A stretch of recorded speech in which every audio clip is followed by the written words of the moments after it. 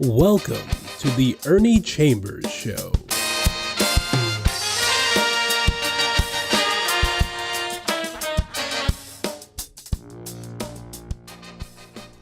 Brothers, sisters, friends, enemies, and neutrals. That has been my standard intro, and sometimes I want to mention that they are not empty words to me. Any female born of a man and a woman is my sister. Any male born of a man and a woman is my brother.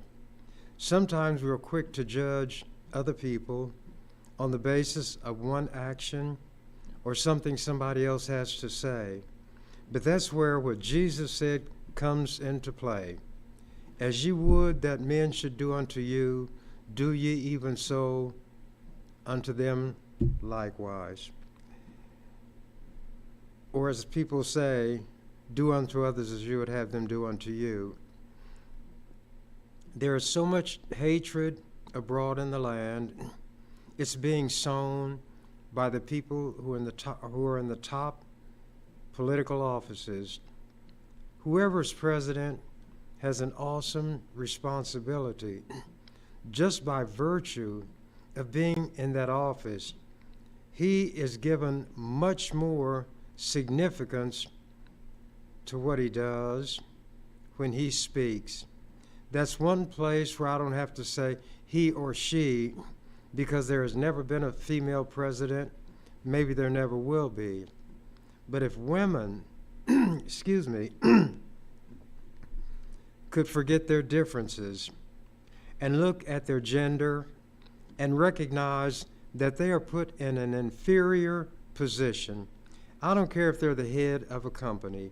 They don't have the freedom to make cutting-edge decisions like a man would. They have to constantly look over their shoulder to see who might be running or walking, breathing down their neck, a white male who is likely to get the position, although having less in the way of academic or professional credentials and even ability. None of us would like to be in a position such as that, so we should not put others in that kind of position. Some people see me as a mean motor scooter, not because I oppress those who are weaker than I am, but because I'll stand up to those who are strong or who are in a powerful position and will oppress others. If we're in a staring contest, I will not blink first. I believe in myself. I trust my judgment. I'm relentless. I will not give up. I will not quit. We cannot even live the next second. We can only live in this second. If we could learn how to judge life, we could build constructs in our mind that would help us make it through the most difficult situation. We can only literally live and breathe this instant.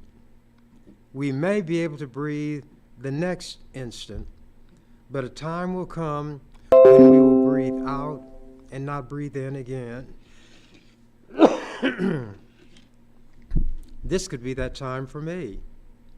But if it comes, the Grim Reaper, he'll find me doing what I believe I ought to do, not what other people try to dictate to me to do. I will take advice. I will accept instruction when somebody makes it clear they know more about a subject I'm interested in than I do. I don't care who gives me that information. It could be a monkey, an orangutan, a jackal, Bigfoot if he exists, anybody, anything, because I will be as good as dead if I stop growing mentally and intellectually. I can live with myself. I can be alone and not be lonely.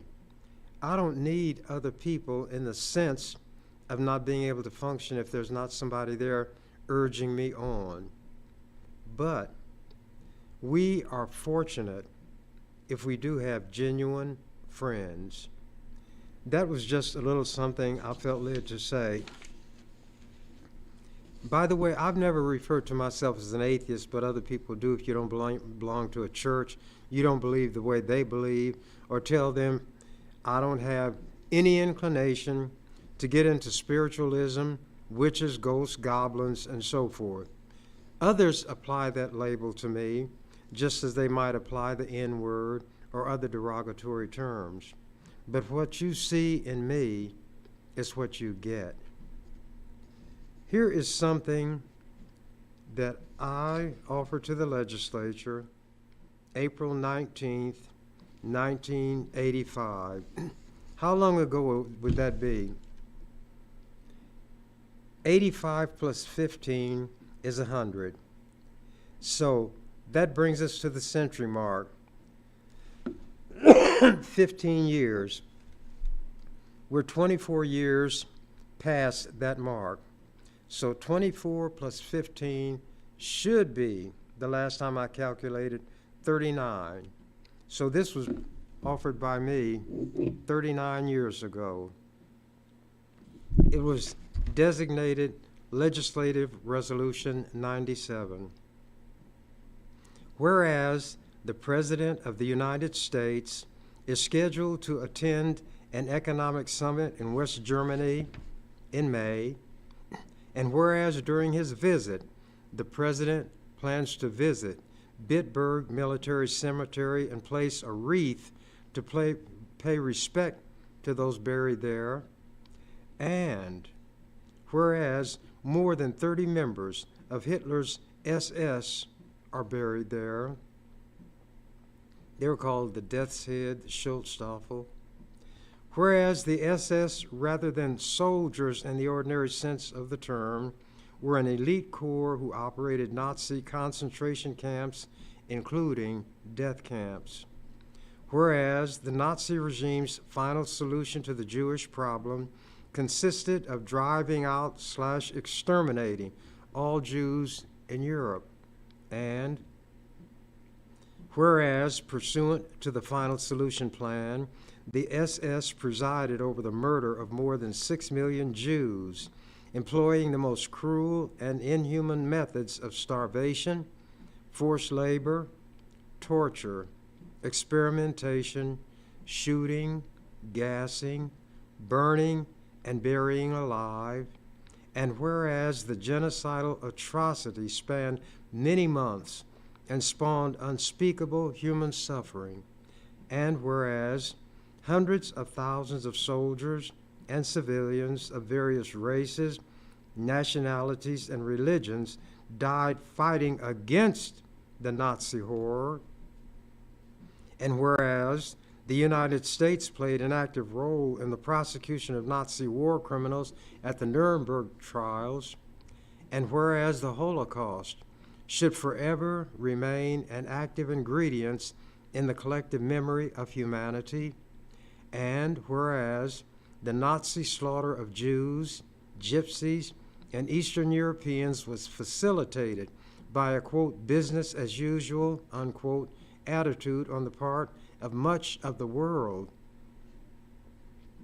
And whereas the President's proposed visit and wreath placing at Bitburg Military Cemetery evinces a continuation of the business as usual attitude, and whereas the President's proposed visit and wreath laying at Bitburg is an affront to all people, and whereas the attempt by the President to justify his visit to Bitburg by equating those who slaughtered people to those who were slaughtered reveals an inexcusable insensitivity, moral confusion, lack of historical perspective, and an unwillingness to correct a gross error of judgment, And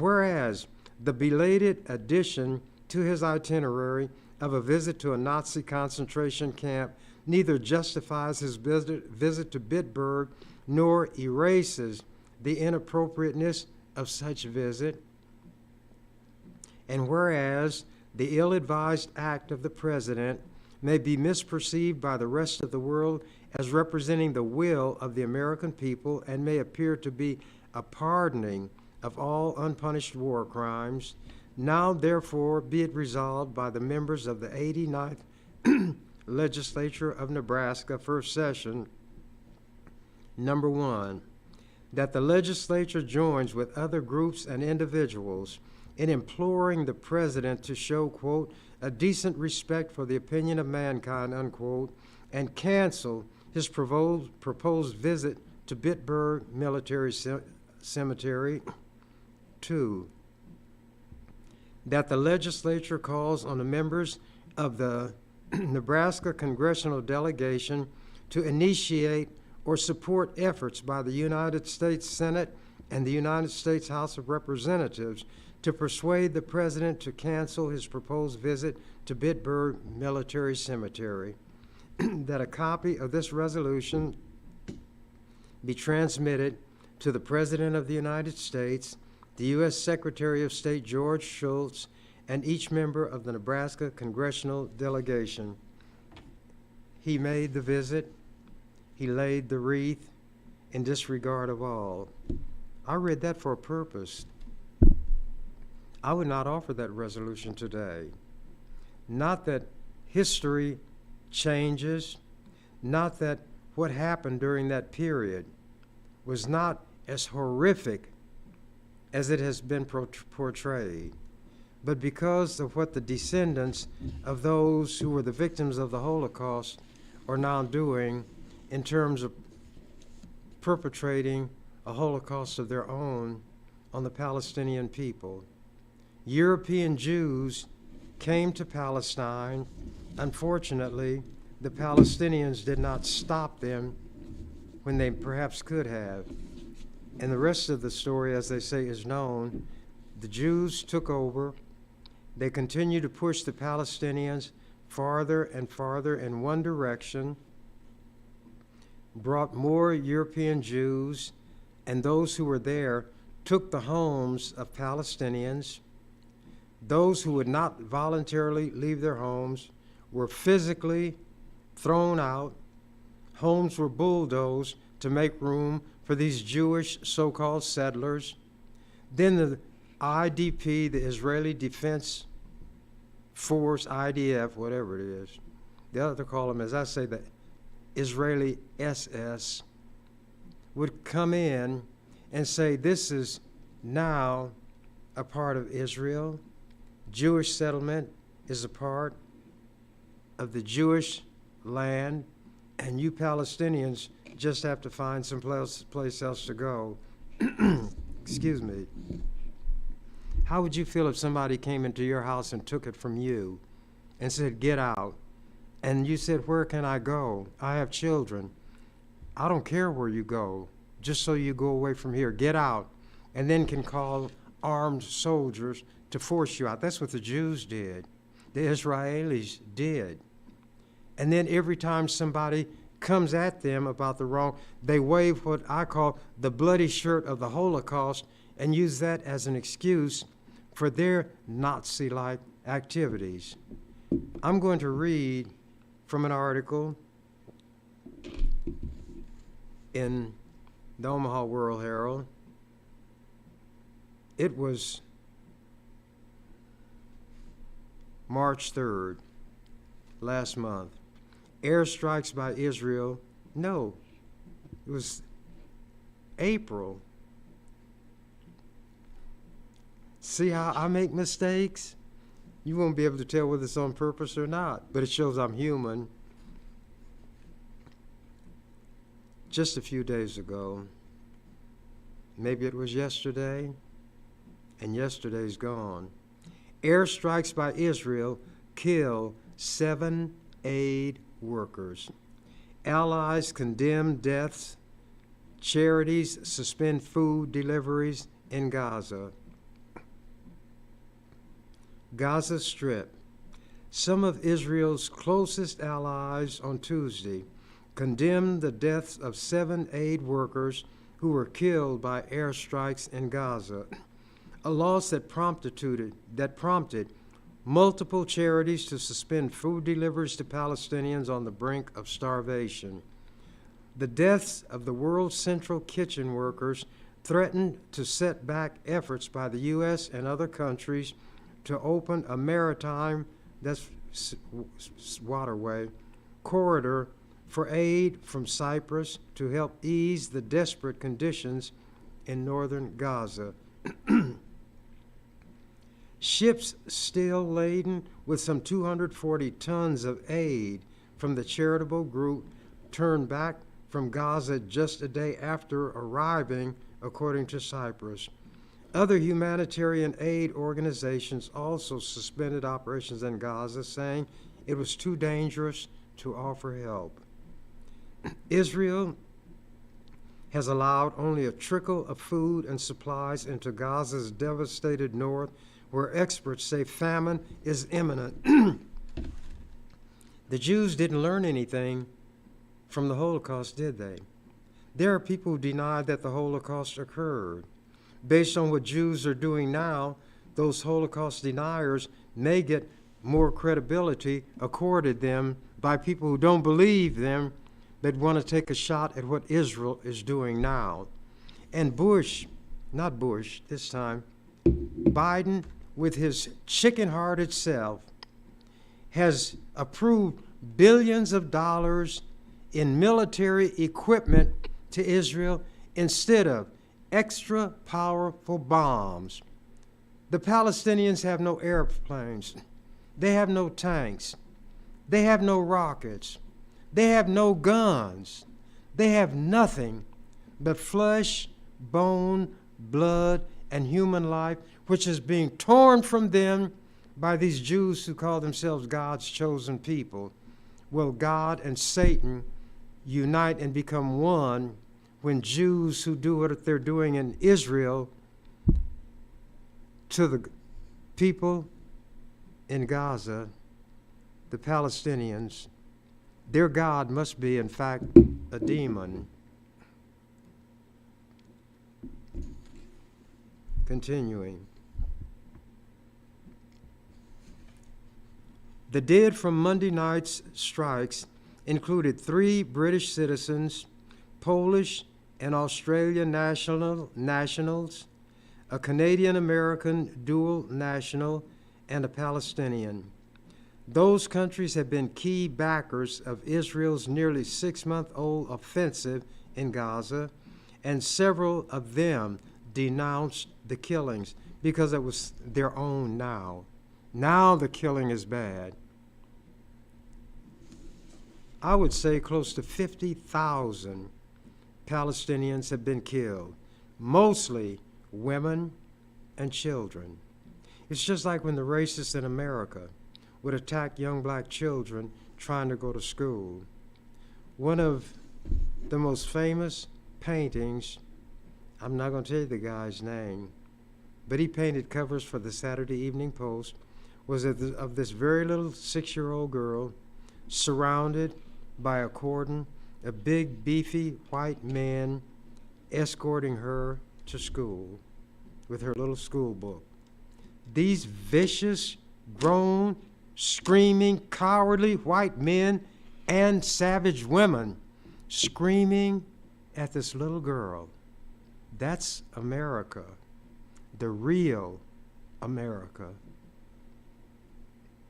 The red, white, and blue America, and why I, on the floor of the legislature, said the flag is a rag. All of the lynchings, bombings, burnings were done under the auspices of the American flag. When the Ku Klux Klan would come galloping, they would have the American flag. The cops who brutalized black people wear American flag patches. And I'm supposed to feel some kind of warm sentiment toward that rag, and people said I shouldn't say it, and that would make me say it even more. That's all it is. They don't even know how to fly the flag. You know what The U.S. Code, which is a compilation of the statutes enacted by Congress, says about the flag, among other things, it should never be flown horizontally. You'll see football games where military people and cops will unroll a big flag and fly it horizontally, contrary to the law. The stars, which part of the flag is known as the Union, because every time a new state joins, a star goes. The stripes, there are 13 of those for the original colonies. They are always, when you look at the flag, they are always supposed to be to the left of the one who's looking at the flag. But many uniforms have the Union on the right because they don't know about their flag. You know what the code says? A flag should never be a part of any clothing. They are in the form of jock straps. Women wear them as bikinis. A lot of people wear them as bandanas in violation of the law. White people do it. And it also says the flag should never be a part of any athletic uniform. Next time you see a football game, watch how many of those uniforms have flags on them, even flags on the helmet. And when the helmet hits the ground, the flag is on the ground.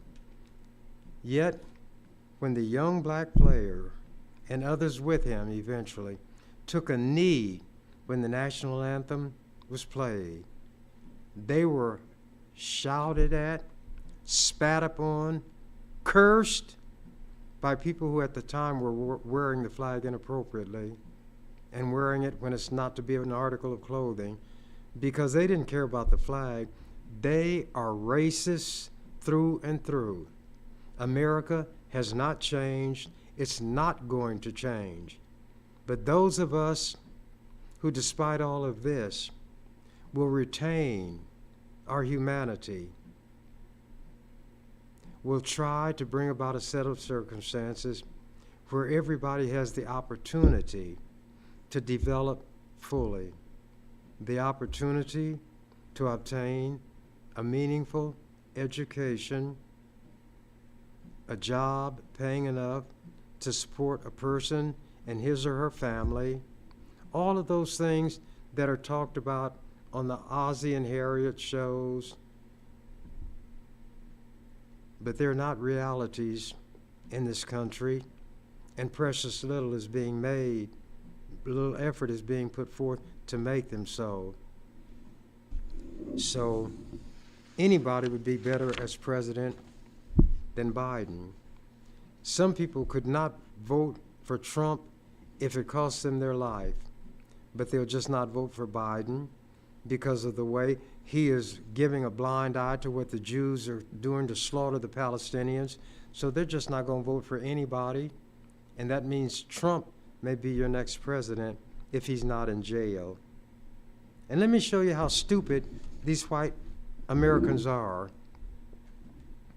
Trump is saying that a president is immune from prosecution for anything he does while in office. And some judges are having to think about that and ponder, could that be so? They are stupid. White people, supposedly the brilliant people, and here I am, a black man who will not wear a suit, who wears jeans on the floor of the legislature. If the clothes were good enough when I worked in the barber shop for the people who gave me my living, they were good enough for the people who a lot of times showed themselves to be my enemy and the enemies of my people. And you cannot tell a book by its cover. You have the situation where we are often the ones who try to see that everybody is given a fair shake. This idea of a president being immune the thought immediately came to me. There are 9 Supreme Court judges. Whoever's the president gets to appoint judges. I'm the president. I hire a hitman to kill 2 of the judges that I don't like. I hire the hitman, but they cannot get me for hiring the hitman. They cannot get me for conspiracy, for directing him to kill the judges, because I'm immune to prosecution. But what about the hitman? I have the power to pardon. So then I pardon the hitman. Then I send hitmen to carry out other executions, assassinations, or what have you, to clear the field for me of my enemies, and then I pardon all of them. You see how stupid white people are? And they spend time arguing seriously as to whether or not what Trump is alleging has any basis in the Constitution. But let me go ahead and finish reading this. Israel already faces growing isolation as international criticism of the Gaza assault mounts. On the same day as the deadly airstrikes, Israel stirred more fears by apparently striking Iran's consulate in Damascus and killing 2 Iranian generals. The government also moved to shut down a foreign media outlet, Qatari-owned Al Jazeera television. Yet you Americans are always saying, don't censor the media. Don't shut them up. And here America, the number 1 ally of Israel, is watching Israel do this. And you know what Iran said? Israel would pay at the right time. See, Iran has airplanes. Iran has bombs. Iran has nuclear weapons. Could this be the beginning of the War of Armageddon? That might be a lot of mythological nonsense also. The hit on the Charities convoy also highlighted what critics have called Israel's indiscriminate bombing and lack of regard for civilian casualties in Gaza. Israel's military chief, Lieutenant General Herzai Halevi, announced the results of a preliminary investigation early Wednesday. Quote, "It was a mistake that followed a misidentification at night during a war in very complex conditions. It shouldn't have happened," he said. He gave no further details. He said an independent body would conduct a, quote, "thorough investigation," unquote, that would be completed in the coming days. And what do you think their finding will be?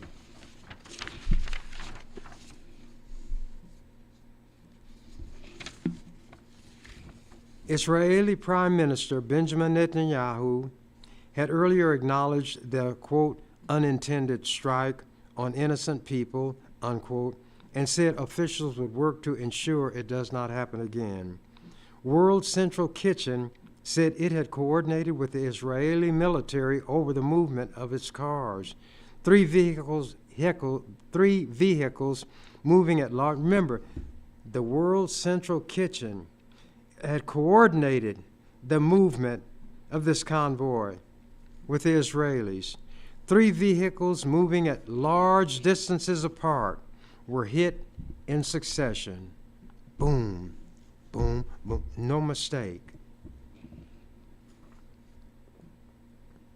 They were left incinerated and mangled, indicating multiple targeted strikes. At least one of the vehicles had the charity's logo printed across its roof to make it identifiable from the air, and the ordnance, meaning the bombs, punched a large hole through the roof where the logo was printed. Footage showed the bodies at a hospital in the central Gaza town of Deir al-Balah, several of them wearing protective gear with the charity logo. Celebrity chef Jose Andres, who founded the World Central Kitchen charity, sadly said he was, quote, brokenhearted, unbroke by the deaths of the staffers. Quote, the Israeli government needs to stop this indiscriminate killing.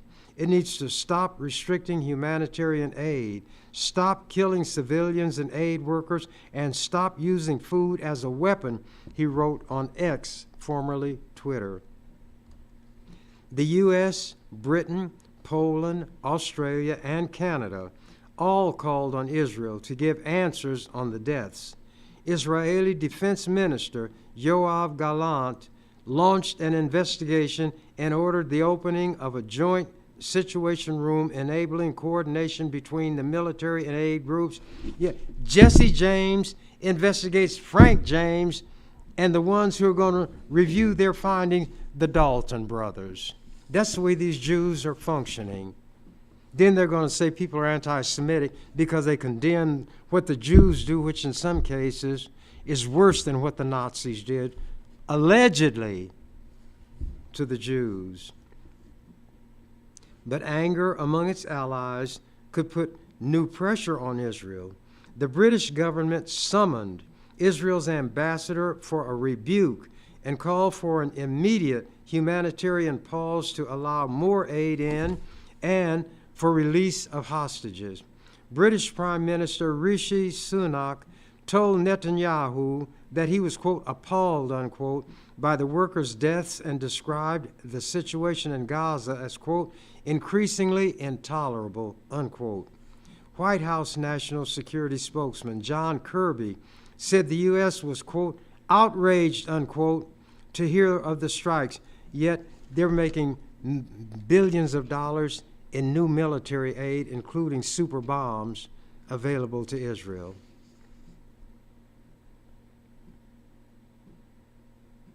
He said the Israeli military must, quote, do much more, unquote, to avoid conflict and ensure the safety of aid convoys. And Netanyahu says, go to Hades. And Biden obediently goes. A senior Canadian government official said there will be a joint formal diplomatic rebuke at the foreign ministry in Israel on Wednesday. The deaths sent a further chill through UN agencies and other aid groups that have said for months that sending truck convoys around Gaza, particularly in the north, has been extremely difficult because of the military's failure to either grant permission or ensure safe passage.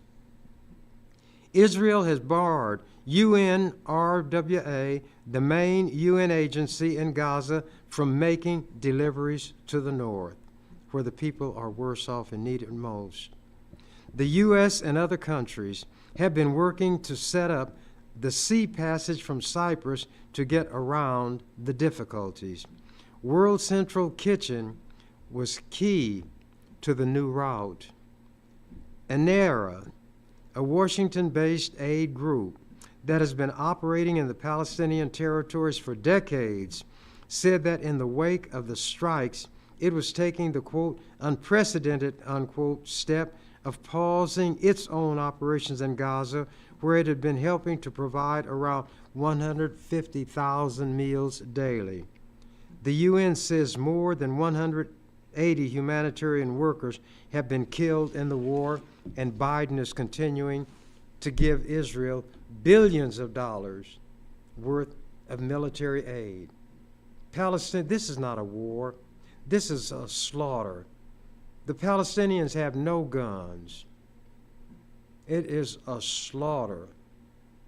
This is a Palestinian Holocaust. And the Jews are carrying it out. If one reaps what one sows, as the holy so-called Bible says, the Jews have something coming. Now I'm going to switch gears because we have some terrible things happening in this country against our brothers and sisters who are members of what is called the LGBTQ plus community. I don't say what I have to say in a corner or just in the legislature in this little backward state. I've spoken before Congress. I've spoken at the UN. I spoke at the White House and ran Jimmy Carter out of his East Room, and I'm going to bring the articles someday and read how that was written about. I'm from Omaha, Nebraska. When I'm called on, as I was by Jimmy Carter when I was at the White House, he said, "The man in the blue sweatshirt," and that was moi. And I set him off by asking, he had said that America is not a racist country. I said, America, on the contrary, is a racist country. And why did you fire Andrew Young as a representative of America to the UN? It had to do with the Jews again. At that time, Andrew Young had the audacity to talk to Yasser Arafat, who the Jews hated, a Palestinian leader. And Carter fired him. There was a white diplomat who had done the same thing, and he kept his job.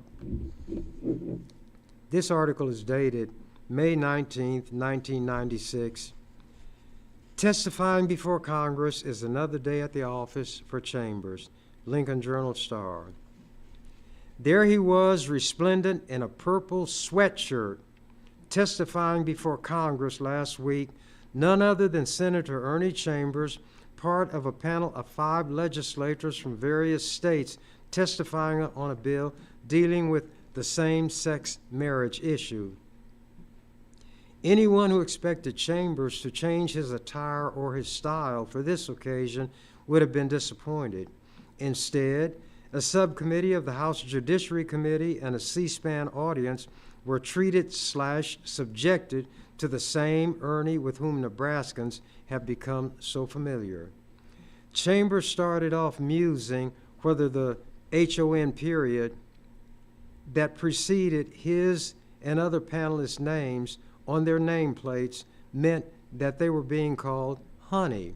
And that was what I said, because there was a woman who headed the congressional dining room, and she had referred to some of the senators and congressmen as honey, and they wanted to fire her. So when I went there, I brought that up, and I said, so this means that that lady has been forgiven, she's been reinstated, and you're doing it by putting the abbreviation of honey on your name plates and this one, and people in the room who understood what I was talking about laughed, but the congressman grimaced. But anyway, Chambers started with that. After satisfying himself that the letter stood for, quote, the honorable, he recalled a story about a village character known derisively as Colonel, and I pointed out he was black, how they give us titles when we were never in the military, Colonel, Judge, and so forth, to degrade us even further. Anyway, I'm just going to read this. He was known derisively as Colonel, being asked by a judge what that meant. Well, Judge, it's just like the honorable in front of your name. It don't mean nothing. Chambers recounted. Having thus endeared himself to the panel of congressional honorables, Chambers went on to denounce what he considered the dishonorable business under consideration. H.R. 3396 would allow states not to have to recognize same-sex marriages if they were legalized in some other states, such as Hawaii, where a case is working its way through the courts. The Constitution has a contract clause, whatever, a contract is valid, wherever it's valid would be valid anywhere. But anyway, while there was some discussion about whether the measure gives states any power they do not already have, most of the hearing concentrated on panelists' views of the desirability of granting legal recognition to gay or lesbian marriages and discussion of the current political battles on that subject. Hawaii State Representative Terrence Tom disputed the nation that resistance to same-sex marriages stems from ignorance, saying that opposition to the idea has grown since the matter has been under discussion in the states. And it gave comments from others that were not too significant.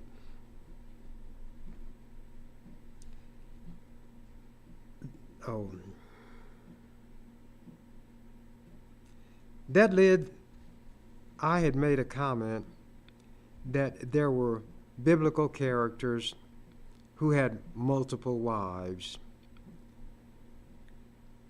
That biblical, let me get this straight. On the other side, Iowa State Representative Edward Fallon argued that marriage licenses are not a scarce good, and granting them equally to gay couples would not diminish the supply for straights. And then there was Chambers, noting that proponents of restricting marriage to one man and one woman often cite religious grounds. He declared that biblical figures, including David and Solomon, had had multiple wives and mistresses. That led Subcommittee Chairman Representative Charles Kennedy of Florida to ask, "Am I to understand you would support polygamy?" Chambers would not go that far. He even conceded that hypothetically a rationale could be constructed for a state to prohibit such arrangements, although he refused to say whether or not he believed such bans to be good policy. And the example I gave was of an Eastern, that means Eastern part of the world, potentate, who explained why he would not have multiple wives even though he could. He said, women are sensitive and perceptive, and a man is not going to have the same feeling for 5 different people. And he's going to, whether consciously or unconsciously, favor one over the other, and the other women will pick it up, and there'll be confusion. So he had only one wife, even though he could have had as many as he wanted. So that was the argument that a man who could have multiple wives gave. In an interview 2 days after his Wednesday appearance on Capitol Hill, Chambers said his views on gay and lesbian issues have changed considerably in recent years. In 1988, when running for the U.S. Senate on the New Alliance Party ticket, Chambers said he disagreed with the party's support of same-sex marriage. "My attitude is far more tolerant than it was in years past," Chambers said Friday. "I never knew I would have moved this far in that direction, but I became aware of the viciousness directed toward gay and lesbian people, from verbal taunts to murder. I think it has escalated tremendously in the last few years," he added. Given his self-description as the defender of the downtrodden, Chambers has added gays and lesbians to his larger constituency. Quote, "St. Jude and I collaborate in being the last hope of the hopeless," he added with his characteristic degree of modesty. In the face of yet another religious reference, it seemed only natural to ask Chambers, who is often described as an atheist, not self-described as that, what description he would apply to his religious status. "I'm just Ernie," he replied, to which admirers and detractors alike might say, "Amen." I'm going to talk about this subject more in the future because they're doing horrendous things to members of the LGBTQ community, the trans individuals. People don't choose often what their status and circumstance will be. And who are we to say somebody else is unworthy? You religious hypocrites need to get off and get away from crotch watch. What does it, and all you're talking about is what's between their legs. That's all you can think about. Why don't you go up above the neck where you have the brain, which produces great poetry, plays, novels, music, artistic work. Why don't you talk about that and be uplifting? But no, you're down there sniffing crotches. You probably, before you became in human form, was a dog, because that's what dogs do. If you watch them, they want to find out who's in heat. I guess that's why they do it. But don't they sniff rear ends? That's what you all are doing. I wouldn't call you dogs. I'll say you dog-like. You have dog practices. And is that what you want to be? These are human beings. These are our brothers and our sisters. It's like the Jews were requiring people who had leprosy, a disease that they didn't bring on themselves. They didn't wish it on themselves. But you know what they had to holler when people came near? Unclean, unclean. Forced you to self-describe yourself as unclean, and you're a human being. There has to be a change, many changes in this nation. Anything born of a man and a woman, if that one is a female, she is my sister. If that one is a male, he is my brother. It's none of my business what they do in their bedroom. I don't have any interest in it. What difference does it make to me? How does it hurt me? There are still areas in this world where men can legally, under their law, have more than one wife. Does that hurt you? Are you envious of them? And why is the woman put at the center of so many things? Not to elevate her, but to debase and degrade her and thingify her. In America, the land of the free and the home of the brave. You know what I used to tell them on the floor of the legislature, and they got hotter than a firecracker, but they couldn't do anything about it because the madder they got, the more I provoked them. It's not the land of the free and the home of the brave. It's the land of the tree and the home of the slave. And I tell them how they praise this guy who planted all these trees. I said, he didn't love trees. He was one of the racists who kept Nebraska from being adopted into the Union because they wouldn't put a guarantee into their Constitution that everybody would be guaranteed the right to vote. J. Sterling Morton. And I told people the reason he planted all those trees, not because he had a love for trees, but he wanted to be sure there would be enough trees to lynch all the black men who someday may be allowed to vote. And his statue had been in the hall, Statuary Hall in Congress, and it was removed. Chief Standing Bearer is there, a Native American, and the lady who wrote My Antonia, a lesbian, is there. But I'm not going to call her name because you all will go to that town where she lived and burn her house down. I don't know if I have any more time, but it's very close to the time when I'm supposed to stop. But I will wait and see if I can come a little closer to it, and then I will let everything go. If the fates are kind, do you believe in the fates? Then I will be back again to titillate some, torment others, and inspire great anger and still others. But how people react to me is of no concern to me. The one whose reaction matters to me is mine. People have called me some of everything, but their words don't hurt me at all. And I feel the more angry they become, the more virulent their language, the more I own them. And I've told them on the floor of the legislature, you all are my white folks. I own this legislature. But if an important bill needs to be passed, I will allow it to pass. A loaded brain is more powerful than a loaded gun. And then I add intelligently, unless you're in a gunfight. But even if you're in a gunfight and you don't have a gun, but you've got a good brain, you may be able to contrive a way to engage that gun soul's mind in such a way that he'll change his mind and decide, well, you don't deserve killing, you don't need killing, and you'll survive. Jesse James was once asked why he never robbed poor people. He said, well, I got an answer for that. They said, is it because you're like Robin Hood, you steal from the rich and give to the poor? He said, no, I don't rob poor people because poor people ain't got no money. So to the outlaws, you want to give a noble basis for what he does. But if you ask him, you find that he's just right down here on the ground. Suppose in America, everybody would be judged on the basis of what they are and what they can generate.